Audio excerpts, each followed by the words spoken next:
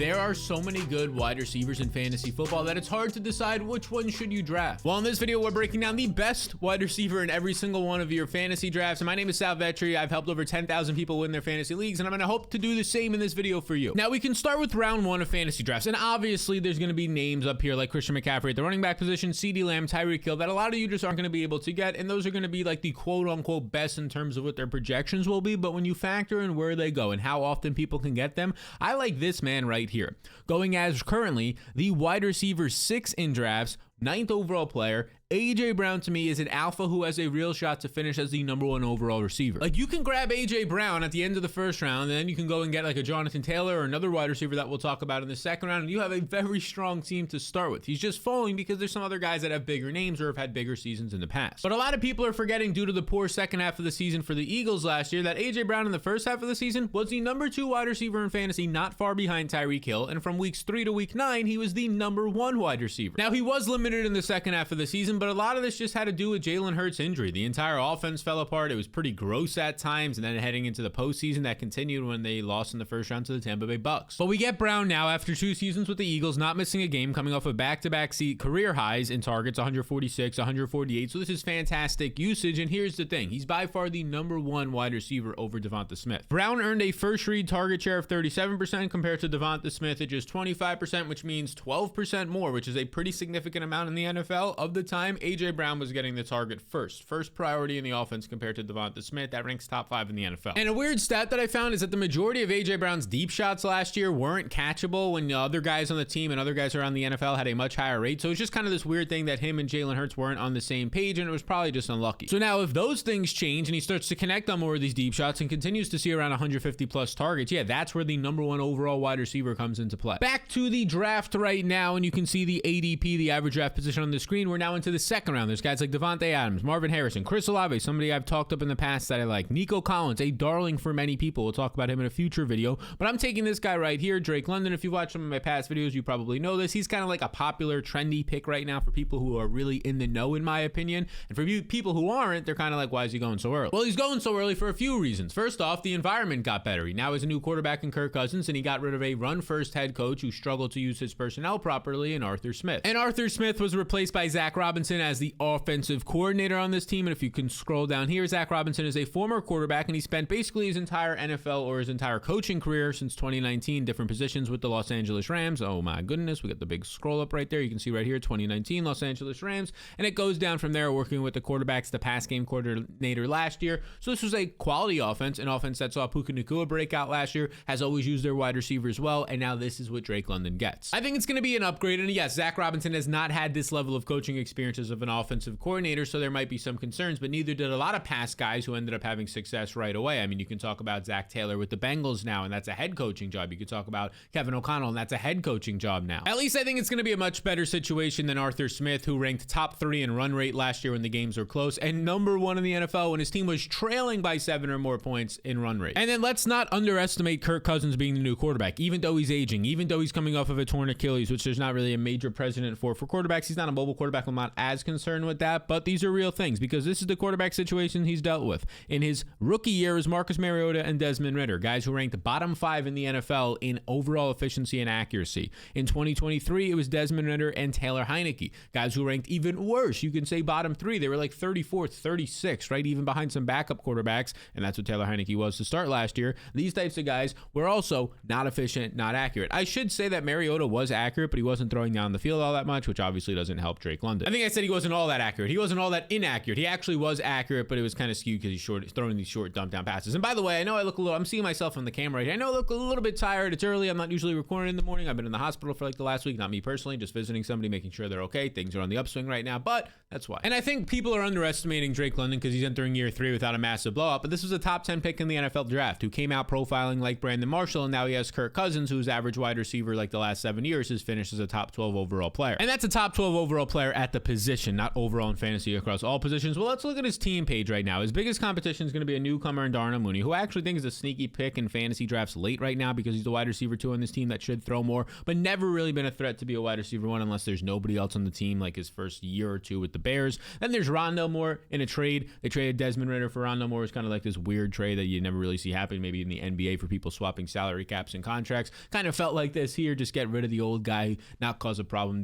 Desmond Ridder now with Kirk Cousins there, but Rondale Moore is not going to threaten anything at all. Now, I do know what a lot of people will say, and it's going to be like, okay, this is the year for Kyle Pitts, and I get it. Kyle Pitts has been like one of the most frustrating players in fantasy, but it's because of one, the way Arthur Smith used him. Of course, maybe he was a little bit banged up, but because of people's expectations of him coming out of college. He had a great college career. He then had a great rookie season of over 1,000 yards, but people had these extremely high expectations that he was going to shatter all rookie records, so he let them down. But in my opinion, Kyle Pitts has been a fine tight end just based on where you've been drafting him. People have had way too high expectations, but now, like Drake London, he's going to have a better offensive coordinator, in my opinion, for fantasy at least, and he's going to have a better quarterback situation. But with all of that said, it's still Drake London who is the clear, in my opinion, wide receiver 1 on this team, or pass catching option, since Kyle Pitts is technically a tight end. Drake London has earned 29% of his team's first read target share compared to Kyle Pitts just 20% over the last 2 years with multiple different quarterbacks. And hey, maybe that changes. Kirk Cousins just likes his tight end more. He usually has liked his tight ends in the past. Look at TJ Hawkinson alone last season, right? Kyle Rudolph in the past. So maybe that's going to be the case, but I just don't really buy it. And that's why right now I just love Drake London as this second round pick. You can see right here, he's my 11th overall player. I actually think he's worthy of a first round pick in top 12 drafts, but you don't have to spend that first round pick on him.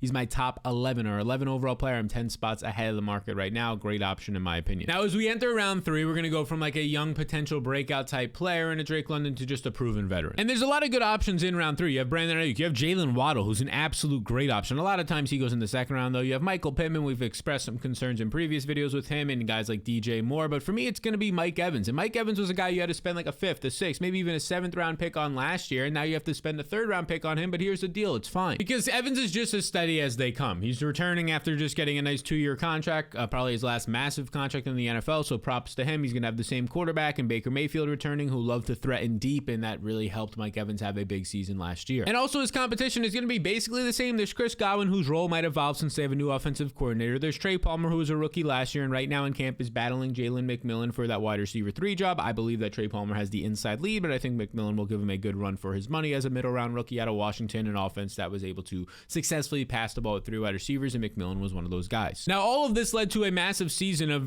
finishing top 10 in receiving yards, playing in every game, 79 catches. These are big games for one. You had 13 touchdowns as well, so it kind of all came together for Mike Evans. These are big games for him, and this is a guy who's kind of maybe slowing down a little bit the last couple of seasons. You can see right here, especially in some seasons here with Tom Brady, it just wasn't as dynamic. The targets weren't there. These were his most targets in 5 to 6 years right now, and this is despite being in his 30s, he still looked very fresh. And look, Baker clearly loved throwing to Evans, especially in all levels of the field. Evans ranked number 1 in deep targets and number 1 in air yards, and those types of cheat code usage just gives you even more opportunities to have those big plays and yards after the catch and huge scores that propel you to fantasy ceiling outcomes and just win you your week, honestly, alone sometimes. And here's the deal. Evans was great last year, despite this right here. His catchable target rate ranked just 65% of the time, where his targets catchable, 73rd in the NFL. So this isn't great. 35%, more than a third of the time, if Baker threw him a ball, it wasn't catchable. Now, this makes sense because they're targeting him downfield so much, and those are harder to complete and harder to make accurate passes when you're throwing 20 plus yards downfield, but it's still below the league average. So imagine now this year, another year of them working together, a full offseason, both of them, both Baker and Mike Evans getting paid. The vibes are good in Tampa Bay. Tampa Bay itself is a beautiful city. St. Petersburg right there, right? It's all great. Imagine now all of these things coming together and they start to complete a couple more of those passes, and then now it's starting to say, yeah, 3rd round Mike Evans is going to be worth it again. And now this is in my fantasy blueprint down below that 10,000 people have gotten and are currently using for this year to win their leagues and beat their friends. You can check it out as well. It's risk-free this year. So you can see right here, Mike Evans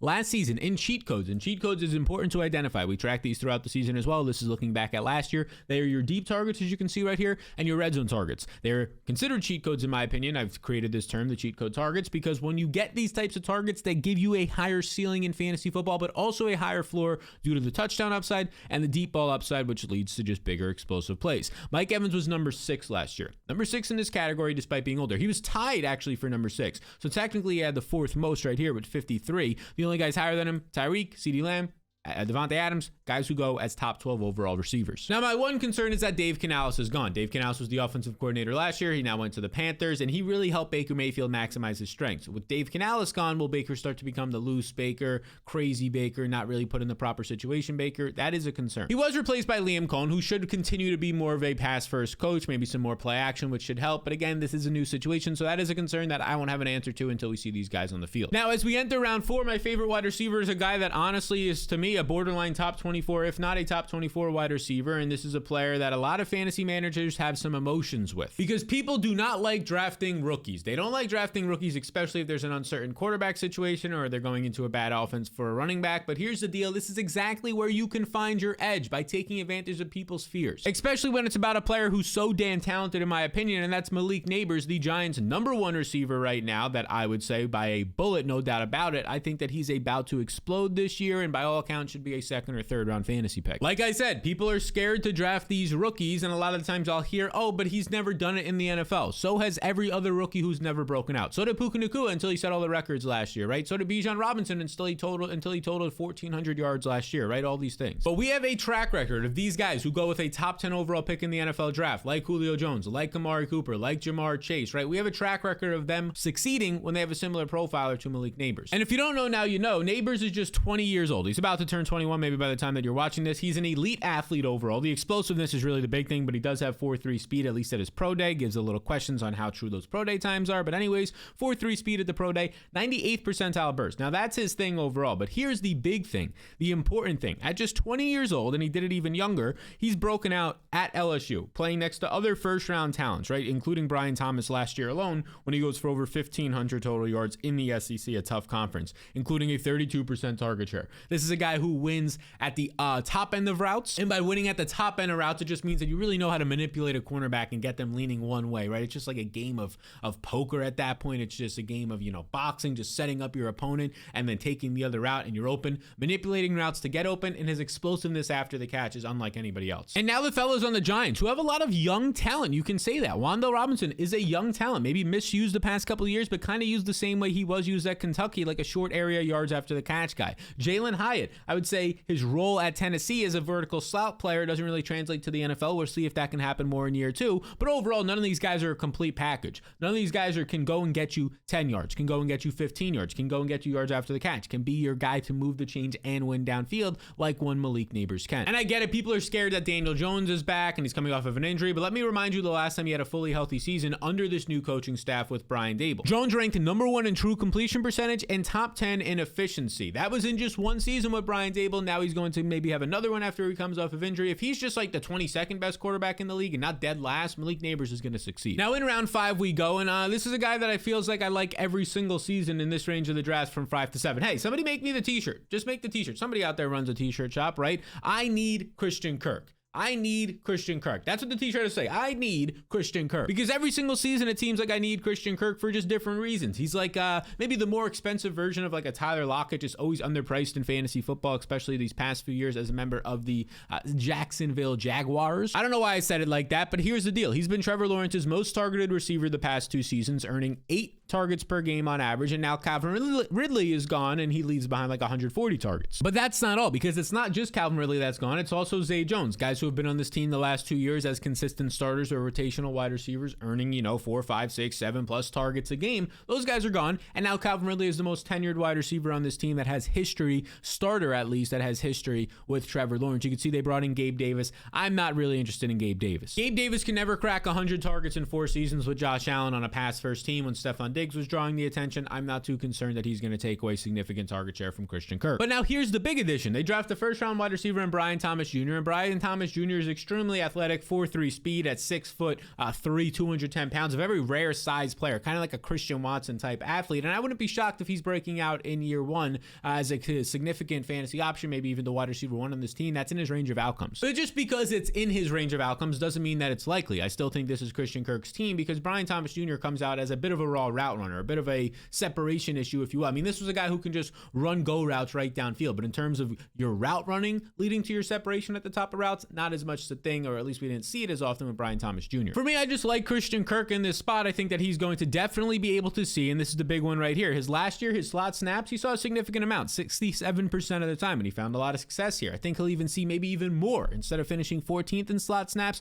he might crack into the top 5 because Brian Thomas Jr. will be an outside receiver. Gabe Davis will definitely be an outside receiver, giving Christian Kirk more space to work within the slot, more opportunities to win after the catch, and also facing a worse cornerback. That's good for Kirk. Now, as we enter round 6, I just want to take a look at these Kansas City wide receivers because you're getting a Kansas City wide receiver, and it's their 3 starters right here: Rashee Rice, Xavier Worthy, and Marquise Brown. You're getting one guy going in the 6th, one guy going in the 7th, and one guy going in the 8th. But which one of these players will be the number 1 Kansas City Chiefs receiver? Now, the reason you want to take shots on that is it's obvious. You have Patrick Mahomes, you have Andy Reid. They ranked number 3 in neutral pass rate last year. These are a good offense, a good quarterback. They want to throw the ball. Now, you might say, oh, we've tried to find this answer in the past. People will say we've tried to hunt for Mahomes' next number 1 receiver since Tyreek Hill, McCole Hardman, Kadarius Toney, Sky Moore. People told us it was all these players, and it was none of them. I would agree with you, but I would also say that, hey, maybe you're kind of forgetting about Juju Smith-Schuster, not his final year with Kansas City, but the season before that when he finishes the 35th overall wide receiver. He was going as like a wide receiver 40 or 50, and this is in games where he actually left early. He played in 16 games, leaving 2 of them early. If you factor that in, you take out his completed games, he was averaging about 12.5 points, which would have made him a top 25 wide receiver. Now, this isn't anything fancy, but none of the current Kansas City Chiefs wide receivers are going top 25. And Juju Smith-Schuster was nowhere near the athlete that the current 2 or 3 Kansas City Chiefs wide receivers currently are. So for me, in round 6, I think that Marquise Hollywood Brown is somebody that I want to target. I think he has the opportunity, maybe the best chance, the inside route to be a wide receiver 1 for this team because we've seen it in the past. I mean, this dude, Marquise Brown, is still just 27 years old, and in the past, in 2021, on a run-first team led by Greg Roman, an offensive coordinator now with the Chargers, and he's an extremely run-first coach, targeted Marquise 145 times. Marquise then goes in 2022 to Arizona, spends 2023 there, so it's hard for these veteran receivers to move teams. He misses a lot of games, but he's topping 100 targets every single year still. He's averaging 7 to 8 targets a game, and the wide receiver 1 on his team every single year still. Now, the reason why people aren't as enamored with Marquise Brown, in my opinion, obviously Travis Kelce is still there, but specifically for him is because of just the injuries. He fractured his foot in 2022, missed the rest of the season. In 2023, he dealt with a hamstring and a sore heel, a heel injury that ended up leading to him missing time. But these things are now healed. Right? A fractured foot will heal over time. Once the bone is healed, it's healed. A sore heel is going to heal over time. I just think that Brown can win at all levels of the field. He has the most experience and the proven track record of earning targets at a high level, and he's somebody in round 6 that, yeah, I want to take stabs on these Kansas City wide receivers. Why not take stabs on him? Now, the wide receiver that I consider the best wide receiver in round 7, I've called him a league winner in the past, and people have mocked me for it, but I stand on that business. But before we get there, I got to stand on some more business. If you want to win your fantasy league, it's a simple question for you. Does this sound like you? Right here, the question. Does this sound like you? Well, click this button right here. You can get access to my risk-free fantasy blueprint this year. It's completely risk-free if you sign up through one of our partners. If that doesn't work for you, those partners, there's another option down here. The fantasy blueprint will have all the tools to help you prepare for your draft, specifically some of the tools we've shown in this video, but also every week during the season. And like I said, it's risk-free. When you sign up through one of our partners, it'll be just a $10 minimum deposit. And if you don't make your fantasy playoffs, you can see right here. If you don't make your fantasy playoffs, I'll refund that $10 deposit 100% risk-free. No questions asked. So you could use the tools all year long, even if it was a bad injury, even if you got to the brink and you had the most points in your league somehow and didn't make the playoffs, no questions asked, you get your $10 back. Currently this year, thousands of people are currently using it. 10,000 plus people have access to the fantasy blueprint now and in the past, so you can get yours today by scanning the QR code on the screen or clicking the link in the description below. Now that wide receiver in round 7 takes us to the wide receivers on the Carolina Panthers room. There's a couple of starters here, and this is a spot that I think, like rookies, how people are concerned and they're worried and they're scared about the rookies never being on the NFL field. Another spot that you can take advantage of is an offense that clearly sucked last year, the Carolina Panthers, that people are like, oof, stinky. That was a bad offense, but they've made a lot of offseason moves right now and they can project to be better this year, right? Every single person thinks that Bryce Young, the number 1 overall pick last year, was a bust. But if you remember, he had a terrible offensive line. His best pass catcher was a 33-year-old Adam Thielen who couldn't win after the catch and couldn't run a route more than it seemed like 7 to 8 yards downfield. But now, in my opinion, opinion, there's been a lot of upgrades and maybe none bigger than trading for Diontae Johnson, who I believe is the best pick in the 7th round. And yes, if this Panthers offense, which I do believe it will take a step forward, they have a new coach as well in Dave Canales, that I think he could be a league winner at this point. Because as I mentioned, this offense, it did stink last year. How bad was it? 30th overall last year. But since then, they've added 3 offensive linemen. You can see down here, Robert Hunt, Davian Lewis, Yosh Nijman. This is according to the team changes page. This is all a part, every single team, every single conference of the fantasy blueprint. Just again, one very small piece, probably 1% of what you get in the blueprint throughout the year. And then they added Xavier Legette, a first-round receiver, Diontae Johnson, we already talked about, and Jonathan Brooks, potentially a new starting running back. So their offense, including getting their new head coach and an offensive-minded coach, Dave Canales, has completely changed. And look, Diontae is just the perfect fit for this offense. He's like the younger version of Adam Thielen, like 6-7 years younger than Adam Thielen was last year, who just couldn't do much after the catch. And this is what Adam Thielen did last year. He finished 13th overall in targets, over 8 targets per game. He didn't have much competition because there was the other guys Bryce Young didn't have time to throw to downfield, like Terrace Marshall, like Jonathan Mingo, a 2nd-round pick. But now if you get Adam Thielen last year, who basically didn't come off the field, who played out of the slot a ton, if you get a guy who is not 33 years old and Diontae Johnson, who's 26, 27, and can win after the catch and can win a little bit more downfield, you're looking at a guy who can take on this Adam Thielen target share of 8 targets a game and maybe even a little bit more. Because he's proven he can do it year in and year out. Since 2020, Diontae Johnson ranks 6th in wide receiver targets. 6th in wide receiver targets, while during that time, let me remind you, he's playing with awful quarterbacks. Mitch Trubisky, Kenny Pickett last year, just the worst of the worst quarterback. Mason Rudolph for stretches, and he's still finishing in this upper echelon of wide receivers like Diggs, Tyreek, Justin Jefferson, CeeDee Lamb, Devontae Adams, guys who have always been 1st or 2nd round fantasy options these past few seasons. And not to mention, I would argue that his environment this year is better than what the Steelers was last year when they had Matt Canada and Kenny Pickett. I think there's upgrades now from a coaching standpoint and a quarterback standpoint with Bryce Young. Next man up mentality as we go into round 8. And look, I already talked about it. I said I want to take stabs on these Kansas City Chiefs wide receivers. Just because I like Marquise Brown doesn't mean I don't like all the other guys. I think that 2 of them can definitely be doable in fantasy based on where they go in round 6, 7, and 8. One of them will definitely break out in my opinion, so I'm going to be taking a stab on the rookie, the 7th or the 8th round pick in Xavier Worthy. Why? Because I want to take shots and chances on these Chiefs wide receivers. And if you're not familiar with Xavier Worthy, he was taken in the 1st round, but not only the 1st round out of Texas, the Chiefs actually traded up to get Xavier Worthy, showing that he was a priority, showing that speed and getting these guys who were productive in college for them is a massive priority. And let's start there with being massively productive in college. Right away, as an 18-year-old in college, he earned a 30% target share at Texas. He put up almost 1,000 yards. The 30% target share is insane. That continued into his 2nd season, where he goes for a 29% target share, and then his final season last year goes for over 1,000 yards. This is while playing next to other NFL players like JT Sanders, a tight end who was drafted in the 4th round by the Panthers this year, and also a 2nd-round wide receiver in Adonai Mitchell. Now, Worthy is small. He weighed in at 165 pounds at the combine, but honestly, he was probably like 5 to 7 pounds less than he really plays at because he was just trying to go for that record, that 40-time record that he did break. But even if this record is a little bit fugazi, it's going to be in the record book, so, you know, people probably won't consider like, oh yeah, he lost a bunch of weight just to get there. It's not his actual natural playing weight, but it isn't for really any of these guys, but he still ran a 4.21. But a lot of the times people say, oh, these speedy small wide receivers, they never really pan out. Deshaun Jackson was like the only guy who actually did it, although we already just talked about one previous to this, and Marquise Brown, who panned out at a similar spot in the 20s, right, going to an Arizona team when he was drafted early on, or a Baltimore team when he was drafted early on with a good quarterback situation. But also, when you're talking about those speedy wide receivers, you're probably talking about Corey Coleman. You're probably talking about more specifically John Ross, these smaller, speedier receivers. John Ross had nowhere near the college production profile like an Xavier Worthy, and that's what gives me some hope for Worthy. And of course, he's going to have competition. I just talked about how I like Marquise Brown. Although Travis Kelce is getting older, he's still on this team as an option in the short to intermediate range. There's Rashee Rice there, who we'll talk about in a future video. But here's the thing.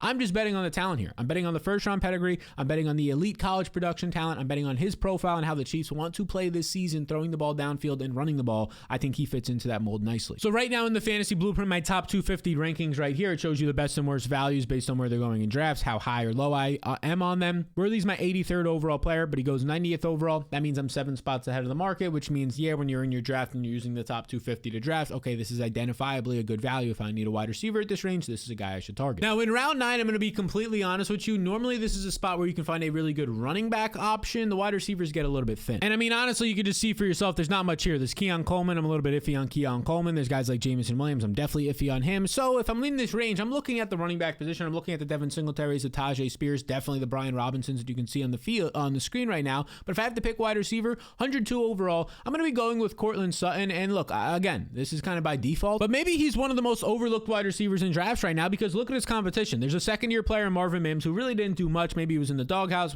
For whatever reason, Sean Payton didn't like him, even though he drafted him as his first ever pick. There's another guy that's on the team. Marvin Mims was a rookie last year. That was the first wide receiver or first any pick for Sean Payton as a part of this team. They traded up to get him. Josh Reynolds, a newcomer, a 4th-round pick, and Troy Franklin, right? Tim Patrick coming off a back-to-back season-ending injuries. None of these guys profile out as good, definitely as recently good as what Courtland Sutton did last year. Sutton was a downfield weapon for Russell Wilson. He was winning downfield often, and he really survived on those deep targets, and also finishing with 10 touchdowns helped him a ton. But now that's my concern. Russell Wilson is gone, and he wasn't great, but the guys that are left behind, and Zach Wilson, not really known for throwing downfield with accuracy in the NFL. Jared Stidham, not the same, right? Bo Nix in college was extremely accurate, but it wasn't on the downfield passes. He was known for his checkdowns, for controlling the offense between 5 and 10 and maybe 15 yards. So right now, Courtland Sutton is going as the wide receiver 47 in drafts, which is like the latest you'll see a team's wide receiver 1 possibly go. And that's why I do think if you had to take a wide receiver in this range, that he does profile out a little bit nicely. And yes, Bo Nix does not throw downfield, but I think there's an opportunity for them to change their offense around their quarterback. That would make sense. And maybe that leads to not as many deep targets for Sutton, but more overall targets and more catchable targets. Now we hit the double-digit rounds, and I referenced this guy earlier when talking about how Christian Kirk has always seemed like a value since entering the NFL in fantasy drafts, and I think the same can be true about Tyler Lockett, who goes in round 10. I mean, I remember saying like last year, oh, this guy goes in round 7. He's a clear smashing success there. Now he goes in round 10. Yeah, I'm still going to like him despite him getting older, because last year he still ranked 20th in wide receiver efficiency, earning 7 targets per game. And look, I know that this team has other good wide receivers. Jackson Smith-Njigba, a former first-round pick out of Ohio State. DK Metcalf, who I believe is by far the alpha #1 receiver on this team, but that's already accounted for in fantasy drafts. DK Metcalf goes 6 to 7 rounds earlier, if not sometimes even earlier than that, than Tyler Lockett. And I get it that he's old and it's just like the repeated name, so he's not a sexy option anymore, but if you scroll back through his game logs, his games played right here, he has only ever missed 1 game in his NFL career. 2016, at the end of that season, he missed a game because I think it was like a fibula injury or something along those lines. So he's a guy who can stay healthy. He's smart after the catch. He doesn't take big hits. He wins in the slot and out wide. He does a lot of great things. And I don't want that last point to go over noticed when I say he wins in the slot and out wide, because Jackson Smith-Njigba, his main competition for those wide receiver 2 targets this year, doesn't win out wide. This is a guy in college who was primarily a slot wide receiver. This was a guy last year in the NFL who was primarily a slot wide receiver. Although it was Shane Waldron, their offensive coordinator then, now they have a different offensive coordinator, but still JSN has mostly been fixated in the slot in his entire football career. I mentioned they have a new offensive coordinator. It's Ryan Grubb. We've talked about him a lot on this channel in the offseason because I think this is the most underrated piece that a lot of people will miss out on, is coaching changes. And Ryan Grubb comes from college, a pass-first offense that had success using 3 wide receiver sets and throwing downfield. And I think that directly benefits all the wide receivers in Geno Smith on this team, definitely DK Metcalf with throwing downfield, but also Tyler Lockett, because Tyler Lockett is going to be on the outside in 3 wide receiver sets, not JSN, earning downfield targets more often. And one more thing, he finishes the wide receiver 37 last year. Your friends who don't look enough into fantasy, don't watch videos like this, will say, oh, he stunk last year. He clearly fell off because he was getting older, finishing as a top 20 receiver every year before that. Okay, well, he only had 5 touchdowns. If he had the 9 and the 8 and the 10 like he did the years before that, this 37th quickly becomes another top 25 to top 20 finish. Now, before we get into the guys in like round 11, round 12, these later round guys who can actually be the guys who move the needle, win you your leagues. When your friends are taking backup running backs who won't do anything, you're taking potential #1 receivers on their team. I just got to ask you, hey, 61% of you who watch this video isn't subscribed. All these videos aren't subscribed over the last 30 days. It takes 2 seconds. I know it can be challenging as you watch on your phone or a TV to remember that, but I just want to give you that little nudge and reminder. And here's the deal. I want to get this to be 50%. 50-50 is my goal by September 1st, the start of the NFL season. So I appreciate you a ton if you could just hit that subscribe button. All right, so next up, I want to talk about the Chargers wide receivers, because there's a lot of attention on Ladd McConkey, and he's not the guy that we're taking in round 11 because we can't. I would love to take him in round 11, but right now he goes in like round 8 of drafts, maybe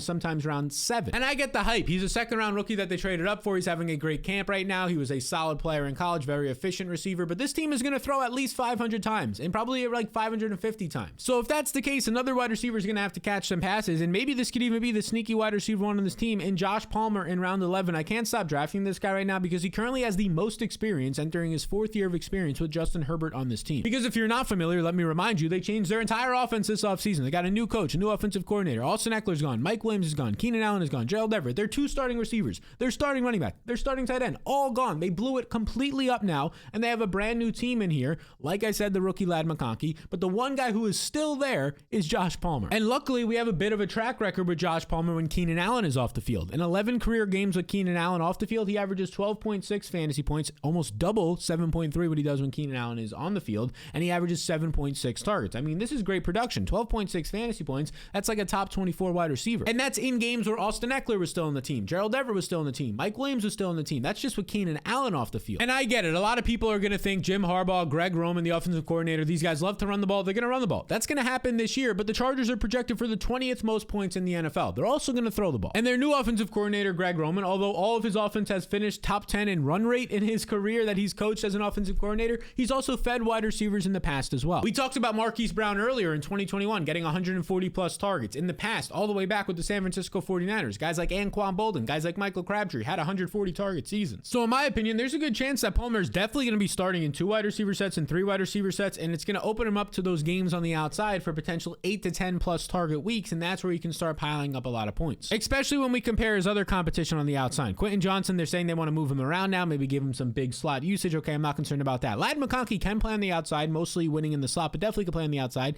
DJ Shark, a fine outside receiver, but kind of just like your average outside receiver, maybe a similar talent level, but a little bit older now than Josh Palmer. I think Palmer's a little bit more explosive and a little bit more physical. All that said, there's going to be at least one wide receiver who succeeds in this offense. A lot of people are pinning it to Ladd McConkey. That's fine, but he's going a little bit too early at this time based on some other players who go there. Why not Josh Palmer? And now we get to round 12, and this guy's probably not going to be the number 1 receiver on his team. Josh Palmer has that opportunity, but this is going to be Rashid Shaheed because Chris Olave is still there. But Shaheed, in my opinion, is somebody in round 12 who has a chance to break out, who can be a number 2 receiver that even though he's going in like the wide receiver 50s and 60s of fantasy drafts, he can finish as a top 36 option. And maybe even more than that as he enters year 3. In year 1, he was highly efficient. In year 2, he was also efficient, but missed some games with injury and was only used as like a deep target. You can see right here, he ranked 10th in average target distance. He ranked 15 in deep targets, even though he was not on the field all that much. They didn't really have him on the field a ton. I mean, let's look at his snaps on Player Profiler. Yeah, you can see right here. He didn't even play 50% of the snaps last year, and he was still top 15 in deep targets. This was the way that the offense was. Derek Carr was either checking it down to Alvin Kamara,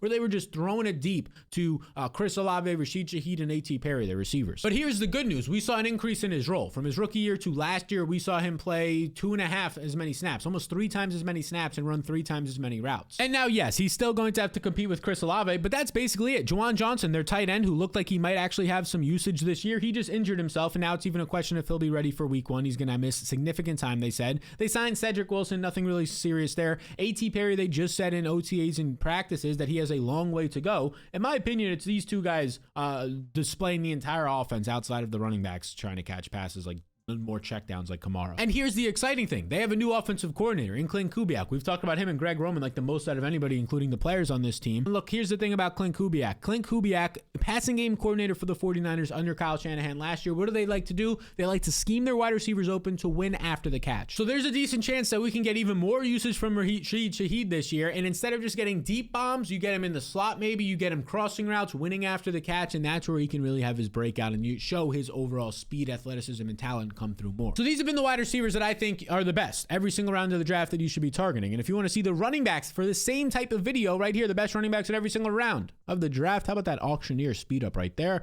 You can check out this video right here.